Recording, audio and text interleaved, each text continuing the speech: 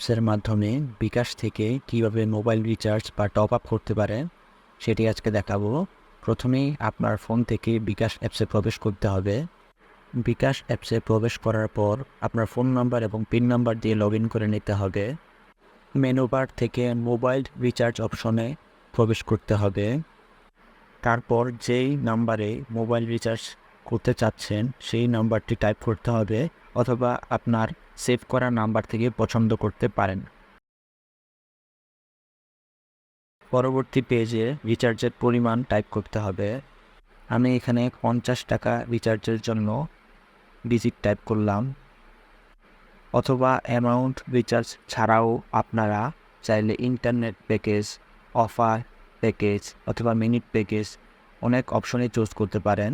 আপনার পছন্দ মতো প্যাকেজটি চুজ করে রিচার্জ করলেই সমপরিমাণ টাকা কেটে নিয়ে আপনার মোবাইলে ইন্টারনেট প্যাকেজ অথবা মিনিট রিচার্জ হয়ে যাবে। আমি শুধুমাত্র টাকার অ্যামাউন্ট রিচার্জ করতে চাচ্ছি, পরিমাণের ঘরেই সিলেক্ট করে দিলাম।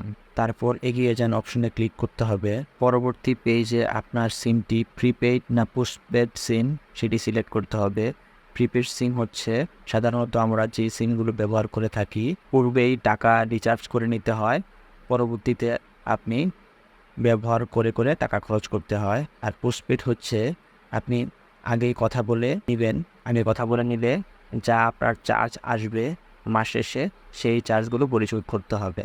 তো আপনি প্রিপেডই সিলেক্ট করে নিচ্ছি। তারপর পুনরায় আপনার পিন নম্বরটি বসাতে হবে এবং নেক্সট বাটন ক্লিক করতে হবে। পরবর্তী পেজে আপনার রিচার্জের পরিমাণ এবং অবশিষ্ট ব্যালেন্সটি দেখাবে।